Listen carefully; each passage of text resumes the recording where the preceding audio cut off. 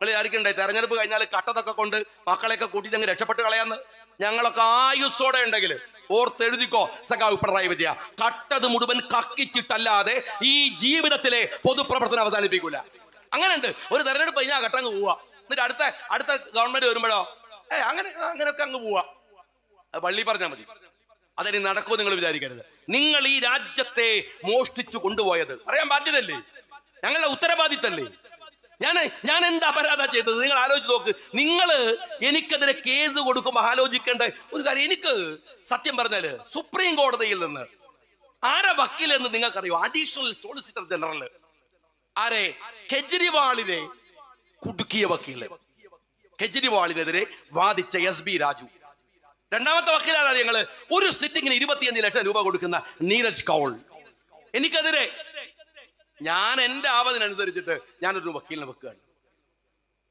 11 മണിക്ക് എന്റെ ബഹുമാന്യനായ സഹോദരൻ നമ്മുടെ പ്രിയപ്പെട്ട MP ഹാരിസ് മീരാനും, അതുപോലെ തന്നെ അവിടെ നിന്ന് ഡൽഹിയിൽ നിന്ന് പ്രിയപ്പെട്ട അഡ്വക്കേറ്റ് മർസൂഖും വിളിച്ചിട്ട് പറയാണ് നമ്മൾ ജയിച്ചു.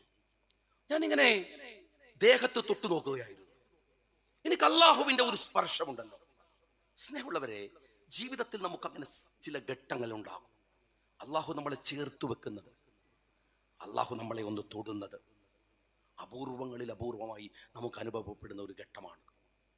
ആ ഫീലിംഗ് ആണ് നാഥന്റെ മുമ്പിൽ ഞാൻ ആ നിമിഷം സുജൂദിലേക്ക് പോയി. എനിക്ക് എങ്ങനെയാണ് കഴിയുക ഇവരോട് മത്സരിച്ച് ജയിക്കാൻ? നീതിയില്ലെങ്കിൽ, സത്യമില്ലെങ്കിൽ, ധർമ്മമില്ലെങ്കിൽ, അതിനകത്ത് സത്യസന്ധമായ കാര്യമില്ലെങ്കിൽ. 2 കേസാണ് തള്ളിയത്.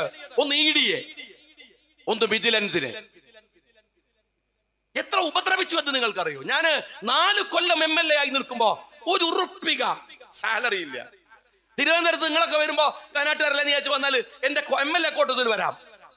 അവിടെ വന്നാൽ ഞാനിങ്ങനെ പത്രാസിൽ ഇരിക്കുന്നുണ്ടാവും. ക്വാർട്ടേഴ്സിന്റെ വാടക ഞാൻ കൊടുക്കണം. അറിയോ നിങ്ങള്? 4 കൊല്ലം ഒരു ഉറുപ്പിക തരാതെ നിങ്ങൾ എന്താ അപരാധ ഞാൻ ചെയ്തത്? ഞാൻ എന്താ അപരാധ ചെയ്തത്? ആ കേസുകള്, കള്ളക്കേസുകൾ ഉണ്ടാക്കി നിങ്ങൾ അതിനെ നടത്തി. 54 മൊഴികള്. കോടതിയുടെ വാക്കെന്തായോ? വക്കീലിനോട് ചോദിക്കുകയാണ്, SB രാജുവിനോട്, KM ഷാജിക്കെതിരെ ഒരു വിസ്പർ ഉണ്ടോ? ഇതാ ഡയലോഗ്. വിസ്പർ ഉണ്ടോ? ഒരു ചെറിയ തെളിവ്. കള്ളക്കേസല്ലേ നിങ്ങൾ നടത്തിയത്? ഞാൻ ചോദിക്കട്ടെ, എനിക്ക് അത്യാവശ്യമൊക്കെ സൗകര്യമുള്ളതോട് ഞാൻ വയനാട്ടിൽ നിന്നല്ലേ സംസാരിക്കണത്.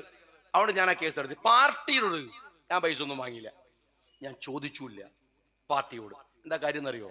ഞാനിപ്പം വരുമ്പോ നമ്മളെ കുറെ സുഹൃത്തുക്കൾ, നാസറൊക്കെ ഉണ്ടായിരുന്നു അവിടെ, ഇസ്മായിലും എല്ലാവരും കൂടെ കൂടിയിട്ട് എന്നെ ഇങ്ങനെ കൂട്ടിക്കൊണ്ടുവന്ന് ഈ സ്റ്റേജിലിരുത്തി.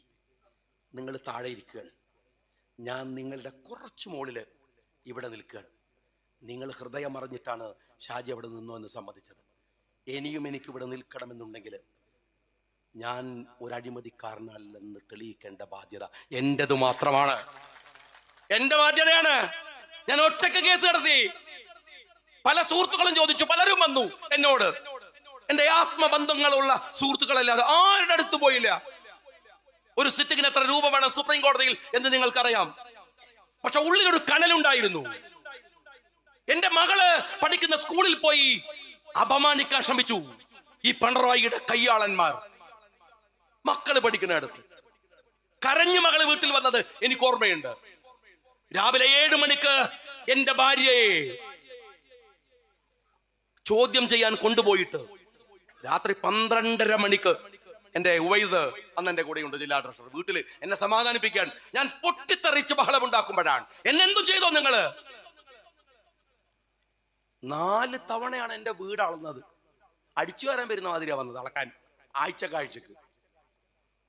50 ലക്ഷം രൂപയോളം തെരഞ്ഞെടുപ്പിന്റെ പിറ്റേ ദിവസം എന്റെ വീട്ടിൽ നിന്ന് പിടിച്ചെടുത്തപ്പോ സഖാക്കൾ പറയാണ് ക്ലോസറ്റിൽ നിന്ന് പിടിച്ചെടുക്കൽ വേറെ സാധനമാണ്, തനിക്ക് സെൻസ് ഇല്ലാത്തതുകൊണ്ടാണ്. അത് തന്റെ സ്വഭാവത്തിന് ചേർന്ന കാര്യമാണ്.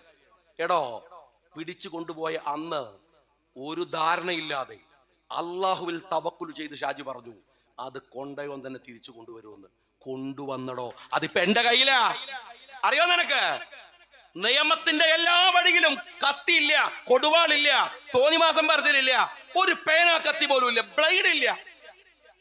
നിയമത്തിന്റെ വഴിയിൽ അയാൾ യാത്ര ചെയ്യുമ്പോഴൊക്കെ എനിക്കൊരു പ്രാർത്ഥന ഉണ്ടായിരുന്നുള്ളൂ. അല്ലാഹുവേ, നമ്മൾ ആയുസിന് വേണ്ടി നമ്മൾ പ്രാർത്ഥിക്കുമല്ലോ, പടച്ചോനെ ഈ കേസ് തെളിയുന്നവരെ ആ പിണറായി വിജയനും ആയുസ് കൊടുക്കണേ.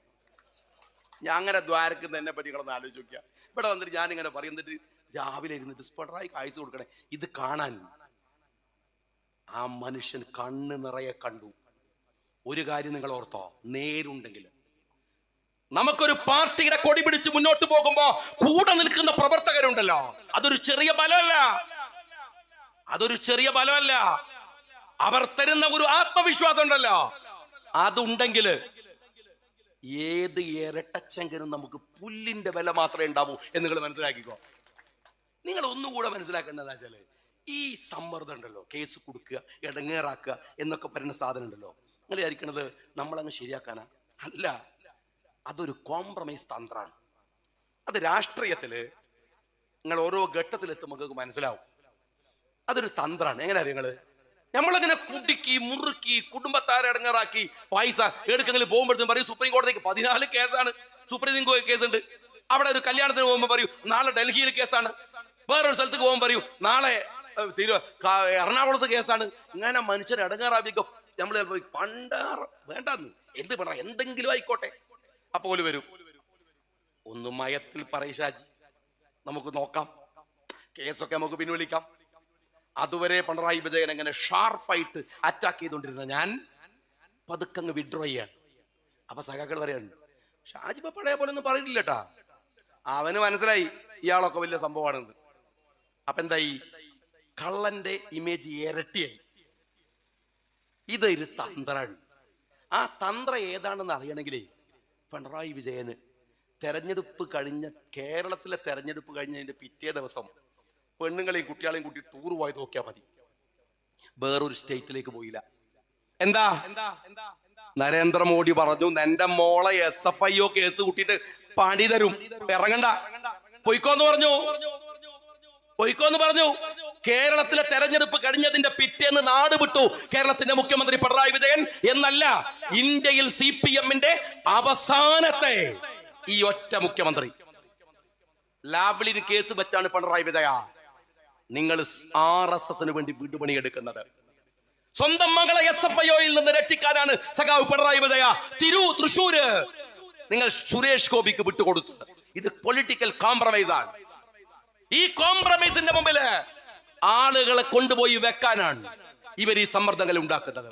ശശികല എന്ന് പറയുന്ന സംഘ് പരിവാറിന്റെ വിഷകല ഒരിക്കല് വലിയ വർത്തമാനങ്ങൾ പറയാൻ തുടങ്ങി. അതിനകത്ത് അവരുന്നയിച്ച ഏറ്റവും ഭീകരമായ നിറകെട്ട ആരോപണം എന്താണെന്ന് അറിയുമോ?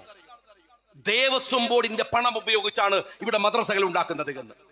ദേവസ്വം ബോർഡിന്റെ പണമാണ് ഇവിടെ ശമ്പളം കൊടുക്കാൻ ഉപയോഗിക്കുന്നത്. അങ്ങനെ ഹിന്ദുക്കളുടെ പൈസ കൊണ്ടാണോ ശബരിമലയിൽ വരുന്ന വിശ്വാസികളായ ഹിന്ദു സഹോദരന്മാർ അവരിടുന്ന കാണിക്കയാണോ മദ്രസ ഉണ്ടാക്കാൻ ഉപയോഗിക്കേണ്ടത്? മുസ്ലിങ്ങൾക്ക് ഉപയോഗിക്കേണ്ടത്? മുസ്ലിമാരുടെ പെൻഷൻ കൊടുക്കേണ്ടത്? അത് തെറ്റല്ലേ? ആർക്കാണത് തെറ്റല്ല എന്നറിയാവുന്നത്? ഞാൻ ഒരിക്കൽ നിയമസഭയുടെ അകത്ത് ഈ പ്രശ്നം ഇങ്ങനെ നിരന്തരമായി സോഷ്യൽ മീഡിയയിലും മറ്റുമൊക്കെ കണ്ടുകൊണ്ടിരിക്കുന്ന ഒരു സമയത്ത് ഞാൻ ബഹുമാന്യനായ VD സതീശന്റെ അടുത്ത് വന്ന് ഒരിക്കൽ പറഞ്ഞു, പ്രിയപ്പെട്ട സതീശനോട് ഞാൻ പറഞ്ഞു, ഇങ്ങനെ ഒരു വല്ലാത്ത വാർത്ത അതിരൂക്ഷമാം വിധത്തില് കേരളത്തിന്റെ തെരുവുകളിൽ പ്രചരിപ്പിക്കുന്നുണ്ട്. ഇത് വലിയ കമ്മ്യൂണൽ പോളറൈസേഷൻ ഉണ്ടാക്കും. ഈ RSS സംഘപരിവാരങ്ങൾ ആസൂത്രിതമായി നടത്തുന്ന ഒരു പ്രചാരണമാണ്. സതീശൻ എന്നോട് പറഞ്ഞു, ഷാജി അതിനെന്ത് കാര്യമുണ്ട്, നമുക്കറിയില്ലേ? ഞാൻ പറഞ്ഞു, നിങ്ങൾക്കറിയാം, എനിക്കറിയാം, കുറച്ചു പേർക്കറിയാം, പക്ഷെ തെറ്റിദ്ധരിക്കുന്ന മനുഷ്യരുണ്ടാവില്ലേ? അദ്ദേഹം പറഞ്ഞു, ശരി, ഞാൻ ഏറ്റു. ഞങ്ങൾ അങ്ങനെയാണ്. അന്ന് നിയമസഭയിൽ സതീശന്റെ ഒരു പ്രസംഗമുണ്ട്. നിങ്ങൾ എപ്പോഴും നിയമസഭയുടെ രേഖകളിലെ ഏറ്റവും മികച്ച പ്രസംഗങ്ങൾ എടുത്താൽ സതീശന്റെ പ്രസംഗം ഉണ്ടാകും.